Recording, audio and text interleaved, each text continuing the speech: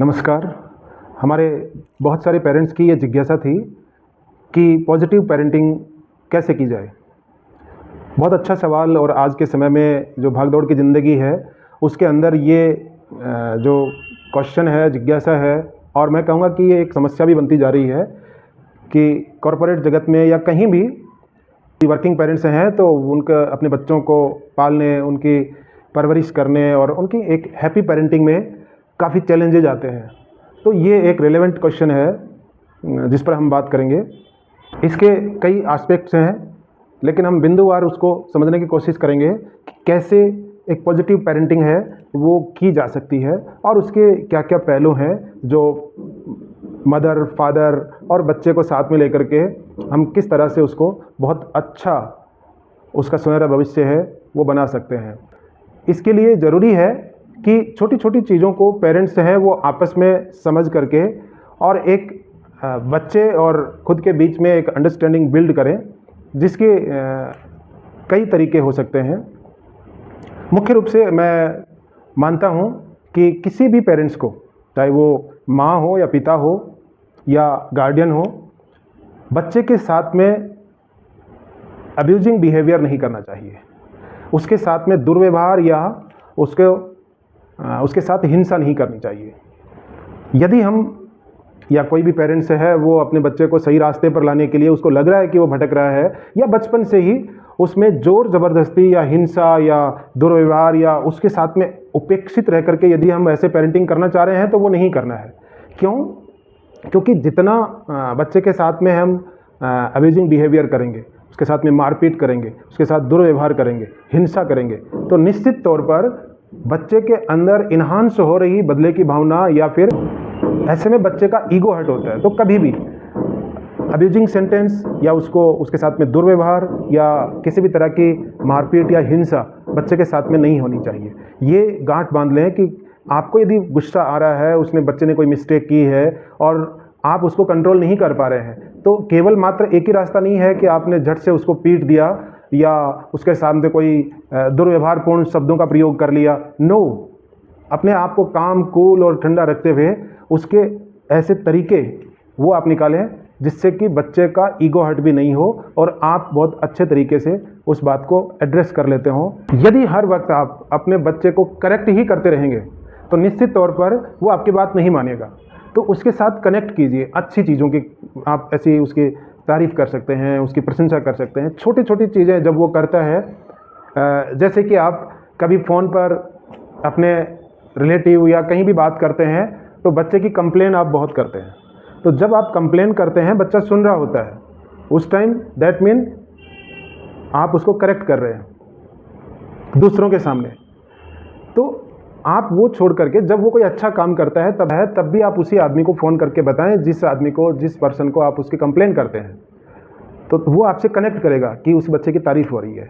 तो हमेशा उसके साथ में आप कोई एक अच्छा रिश्ता बनाइए, चाहे आप खेल के माध्यम से बना सकते हैं। जब आप किचन में काम करते हैं तो आप उसे टास्क दे सकते हैं कि जितने देर में मैं अपना काम फिनिश कर रही हूँ, आप भी अपना होमवर्क फिनिश करिए।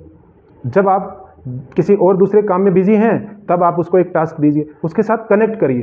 कि माता पिता जब बच्चे के साथ में कनेक्ट करते हैं, जुड़ते हैं, उसके साथ एक इंटेंशनली उसके साथ एक रिश्ता बिल्ड करते हैं। हालांकि माँ बाप का रिश्ता होता है, लेकिन एक पॉजिटिव पेरेंटिंग का ये रोल होता है कि बच्चे के साथ में वो एक खास तरह का रिश्ता जोड़े जिससे वो हमेशा बच्चा उसमें सही साबित होता हो।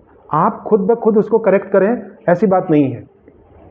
जाहिर है बच्चा तो हमेशा सही होता नहीं है और ना हमेशा वो गलत होता है, लेकिन इम्पोर्टेंट चीज़ है कि आप उसको क्या रियलाइज़ करवा रहे हैं, अच्छे वाला पार्ट रियलाइज़ करवा रहे हैं या बुरे वाला पार्ट रियलाइज़ करवा रहे हैं।